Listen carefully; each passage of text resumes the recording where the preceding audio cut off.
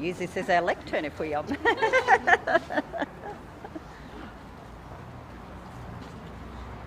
sun. I think I'll come over here. Good to go? Excellent.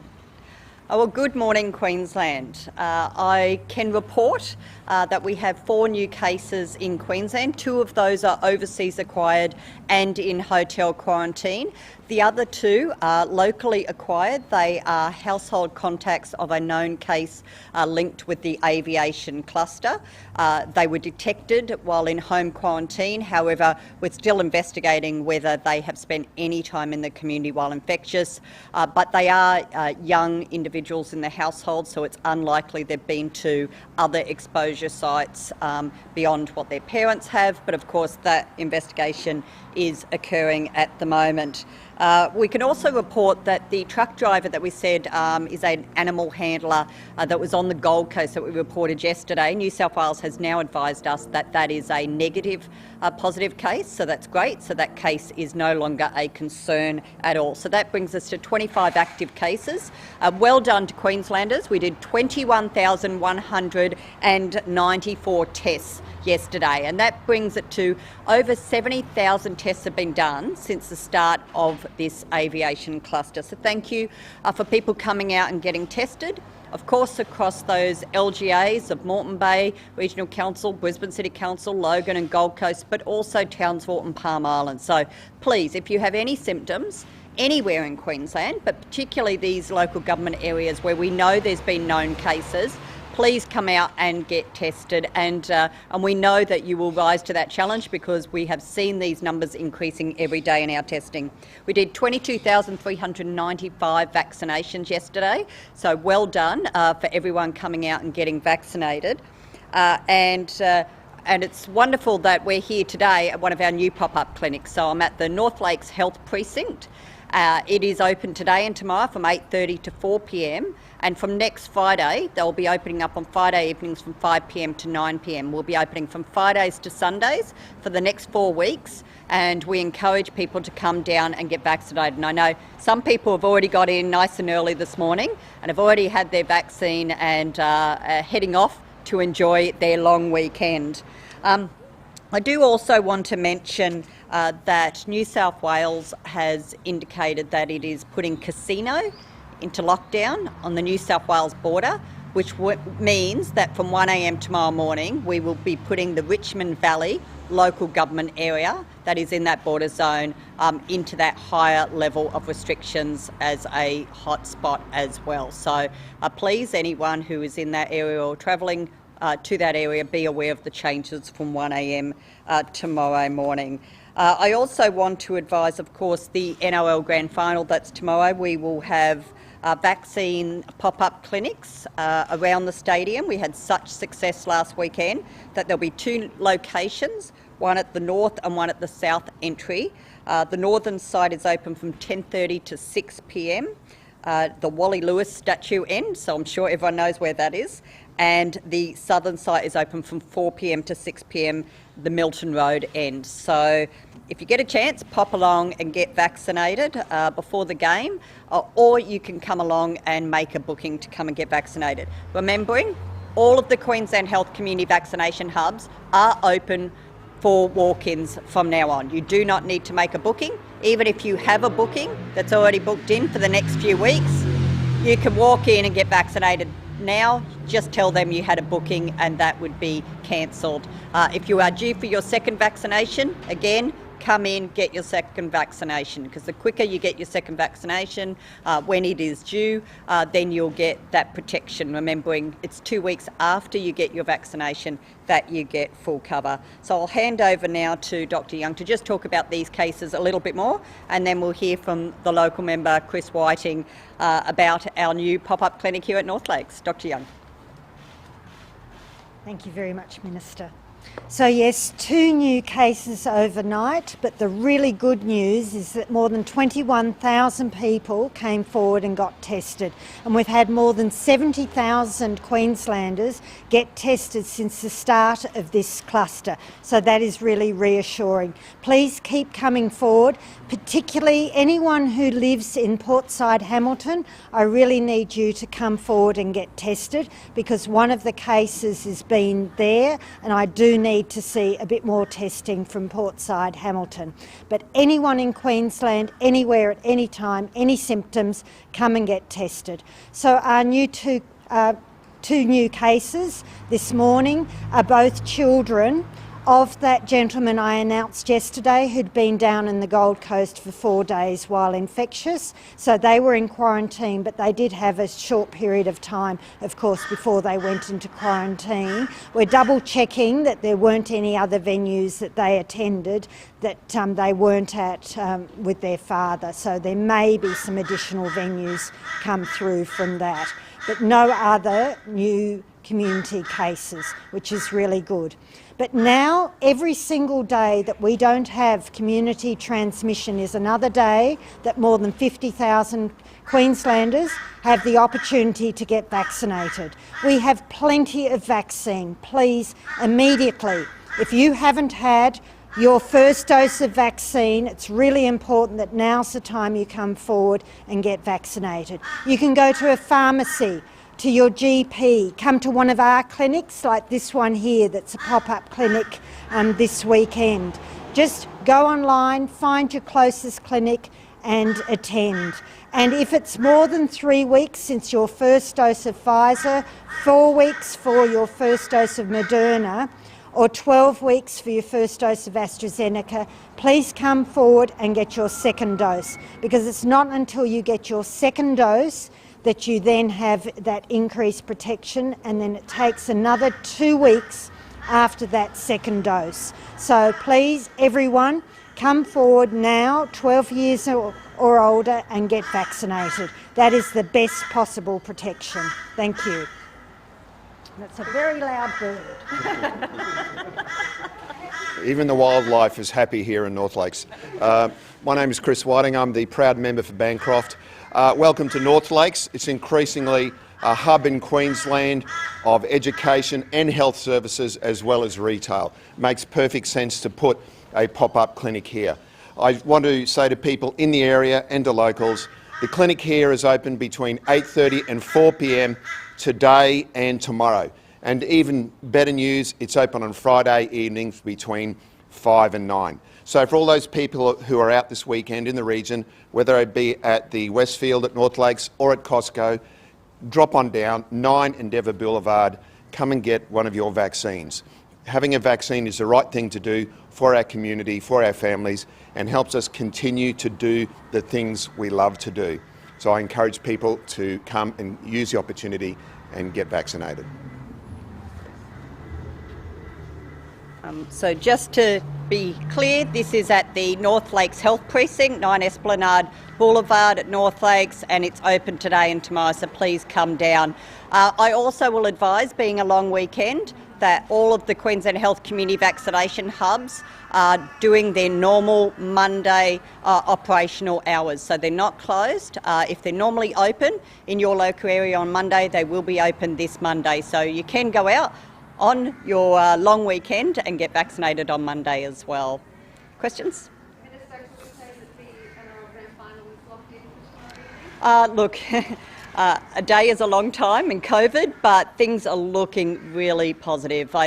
To know that we had 5 clusters happening, and the reality is that we have not seen any community transmission beyond the actual workplace and household contacts is great news. But it's reliant on people coming forward and getting tested, so we can see if there is any transmission happening out there and we can get on top of it very quickly. But standing here today, beautiful clear skies after we saw that storm come through yesterday afternoon. It is going to be a glorious long weekend, and if people keep getting tested and vaccinated, we're very hopeful that we're going to have a great weekend. What's your reaction to the Prime Minister saying Queensland Health has been showered in cash and it's had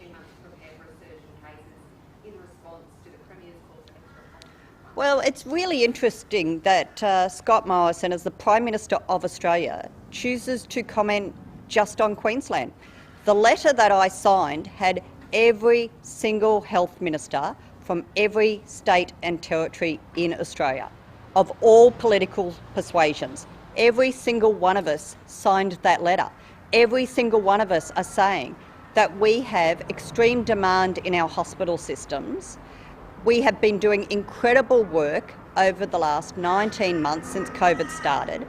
Our staff are tired, they are anxious, and we know that things are going to change when we move into the new norm with COVID circulating into our community. Now, we've been doing everything to plan for this, but there are a whole lot of things that state governments don't control. We don't control whether there are GPs in our communities, whether they are bulk billed, how long their waiting lists are, whether there's other primary and allied health care available, whether there's mental health services being available also outside of our hospital system.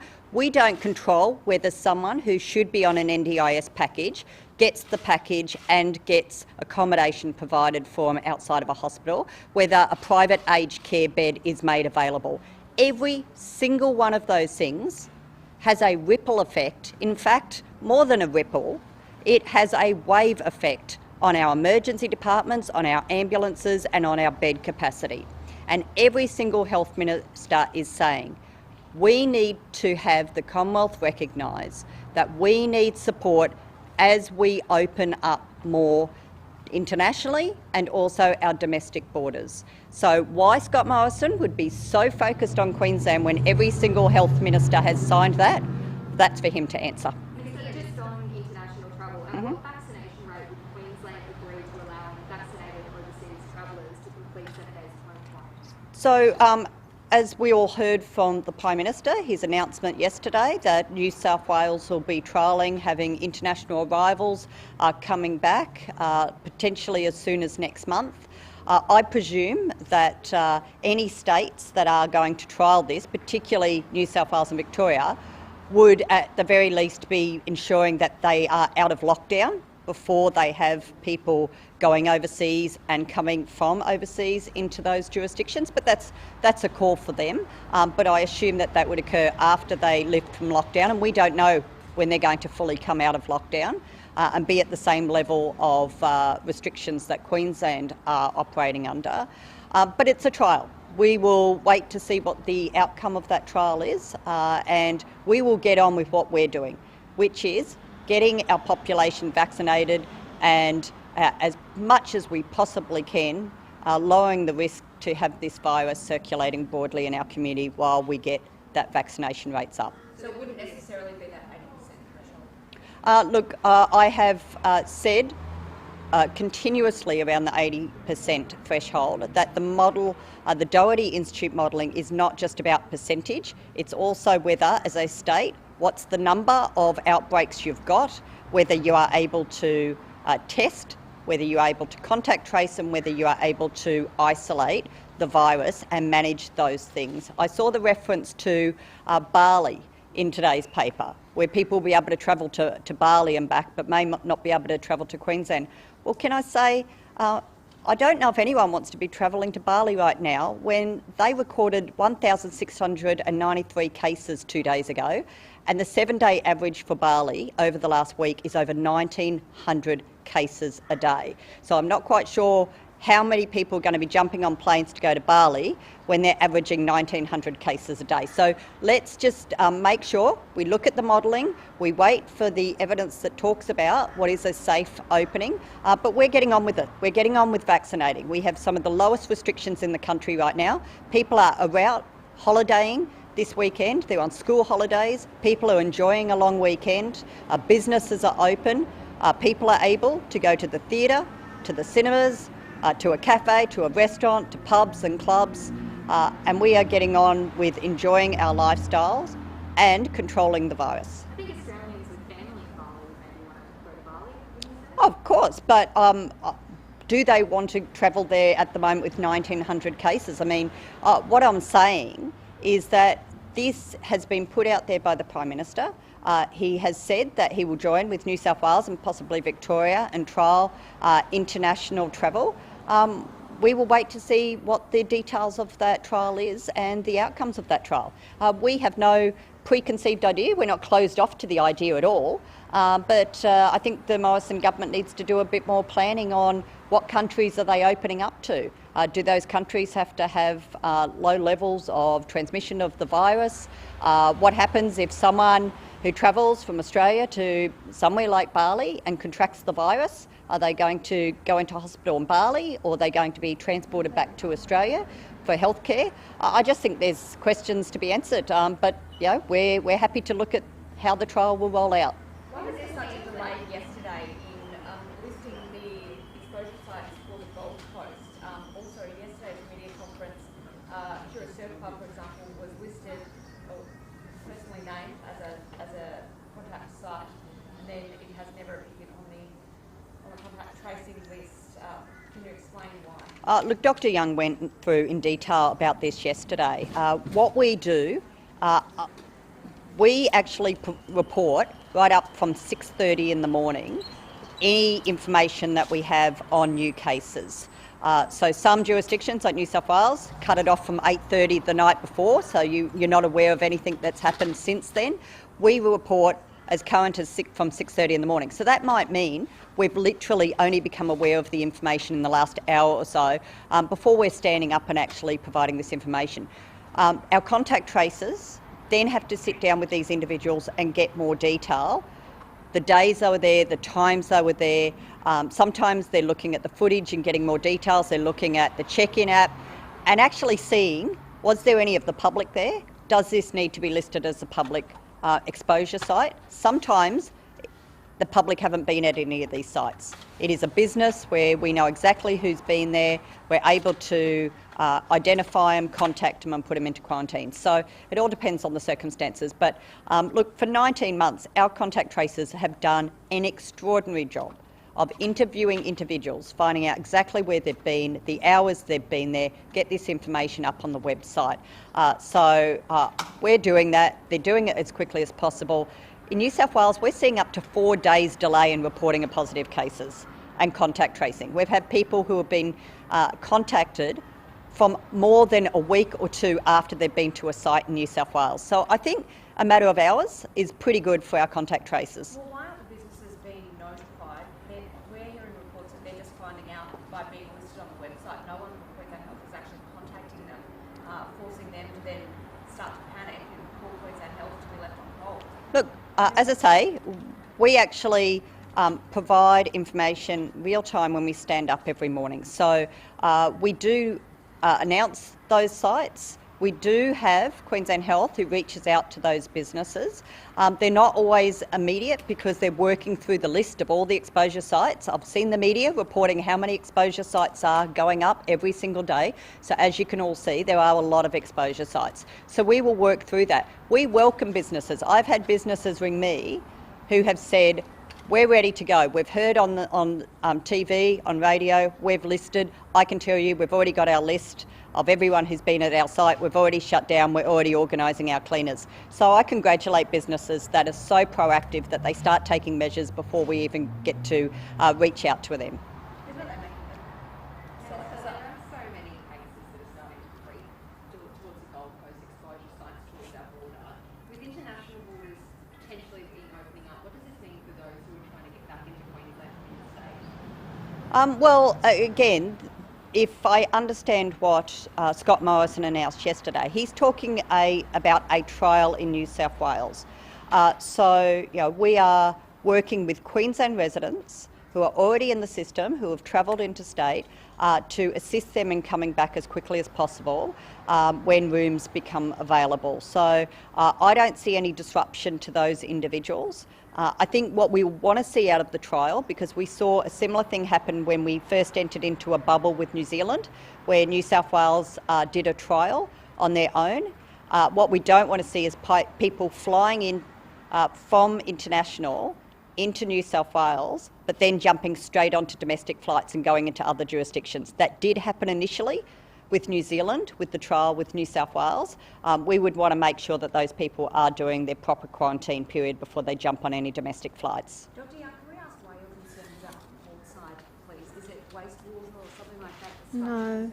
One of the early cases actually lives at the moment at Portside Hamilton. They normally live in New South Wales, but they're currently at Portside Hamilton. And it's starting to firm up that we think there are 2 cases that were probably the first cases of that aviation cluster, and one of them is that Portside Hamilton person. So I just want to ask anyone who lives in that complex, I know it's quite large, but if anyone who lives in Portside Hamilton in any of that area, if they've got any symptoms at all, now's the time to come forward and get tested.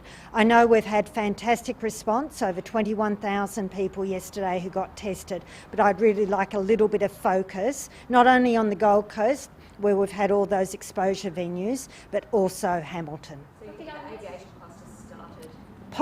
Possibly. There's 2 people who attended work in that aviation cluster, and at the moment we're not sure which of those 2 people is the index case, because the really good thing, and I commend that business, is every single person, the 6 people from that cluster, were fully vaccinated.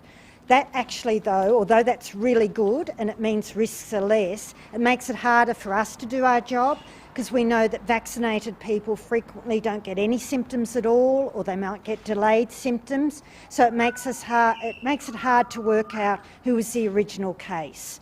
But we're starting to think it was possibly this gentleman who lives at Portside Hamilton at the moment. Dr. Young, what's your level of confidence today that we potentially avoided another lockdown? It's too early to say. I desperately hope we have, and I think the response from Queenslanders is absolutely amazing, because here we've seen 6 people get infected at a workplace and they're all vaccinated, and they've passed it on to their household members. So we know they've got a virus, they've got the same Delta virus that's circulating in New South Wales, so they're passing it on, but then we've so far not seen it get out into the community, which is absolutely astounding. But we can't hope that that's what's going to happen. We need to make sure that we don't have community transmission, and the best way for that is for people to come forward and get tested. It doesn't matter how mild your symptoms, just come forward and get tested. And if everyone could keep wearing masks. I know as we're coming into this beautiful weather, they're a real nuisance to have to wear, but I believe they are protecting Queenslanders. They are critical. So as soon as you go indoors, make sure you've got one on. If you're outdoors and you can't socially distance, make sure you've got one on. And if you go to any major events at stadiums, cinemas, theatres, make sure you wear a mask the entire time until you're seated and you're having to take the mask off to eat or drink. All of those things make a big difference, and it's clear to see that's why we're not getting some of that transmission that I would have expected. Dr. Young, do potential large crowds this long weekend concern you? They do, but again, I'm so thrilled to see people wearing masks. So that is what will make the difference. And also, although in some ways it's sad to see because we're all humans and we like that physical contact with other people, I am seeing that people are maintaining that distance. So it's really important that when people get together in crowds, stay home if you're sick.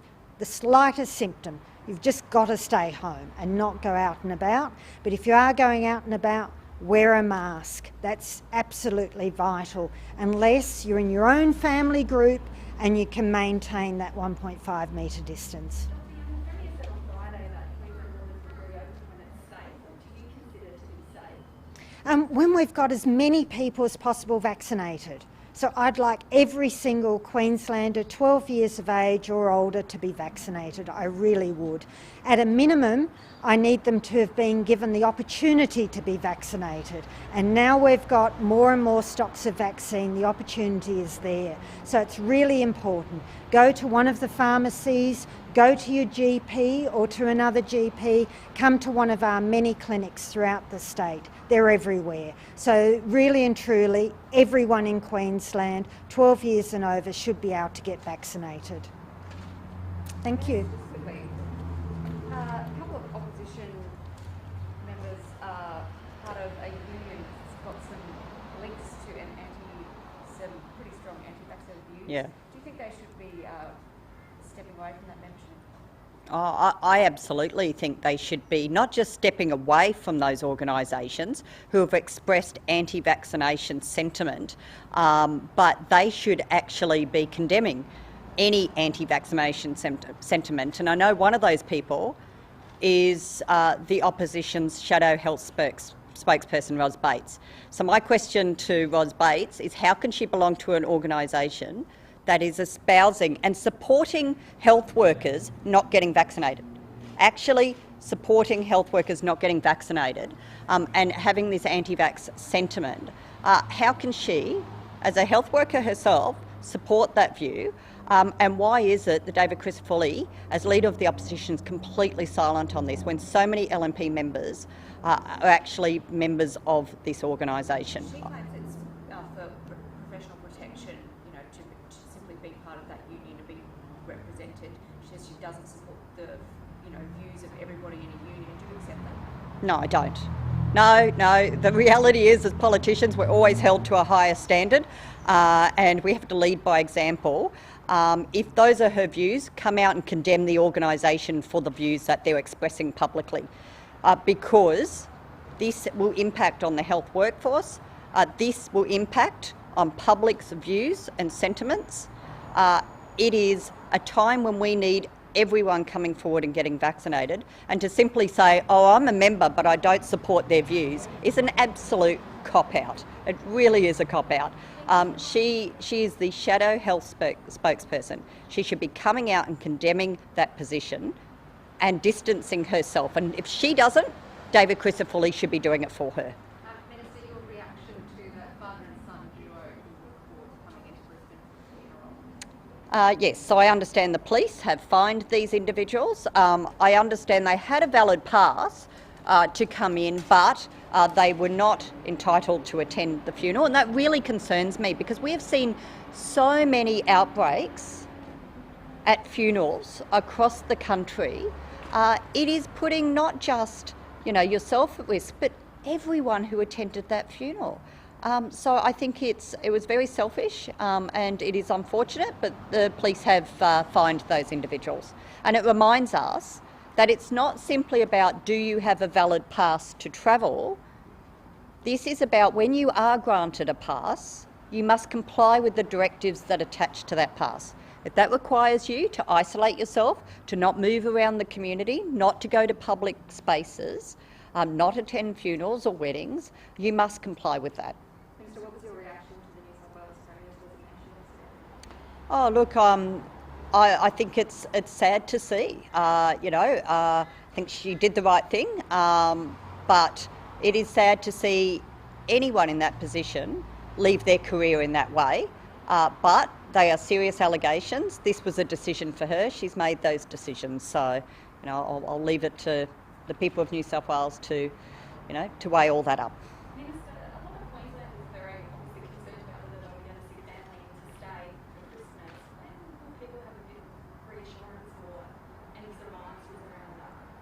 Oh, look, if Queensland wants us to be open by Christmas, there's one thing that they have full control over, and that is getting vaccinated. If you love going out and spending time with family and friends, if you love going to the beach, if you love going on holidays, if you want to go see family and friends around the country, the best thing you can do, and that you have full control of, is getting vaccinated. And do it today. Don't wait. And so will it be 80%? Would that be enough? We've answered that time and time again. The 80% is just one element of the model, of the Doherty Institute modelling. It also depends on the level of outbreak that you have and whether it can be controlled, the impact that's going to have on your health systems, and what that still means for the unvaccinated population. So when you ask, is 80% enough, that is saying, is it okay that 20% of our population, potentially our most vulnerable parts of the population, our low socioeconomic areas, our areas of, sorry, Dr. Young's going to help someone. Our Dr. Young, is always doing a wonderful job looking after our community. So she's just looking after a local constituent here. But it's that 20%, if we're looking at percentages and percentages alone, in every jurisdiction, it is saying that that 20%, that could be our remote Indigenous communities, that could be our low socioeconomic, it could be our multicultural communities that have a lower percentage of protection in their vaccination rates, that we're okay for them to have outbreaks. So we've got to look at all of it. I encourage anyone and everyone to look at the Doherty Institute modelling. They've put out some really simple information on social media to understand that modelling. But I understand National Cabinet are still doing more work on this. So we are there working with every state and territory and with the Commonwealth on this issue. We all want the same outcome. We all want our communities to open up, to do it safely, to be vaccinated, and so we can actually start enjoying all of the wonderful lifestyle that we've had previously. Thanks, everyone. Thank you.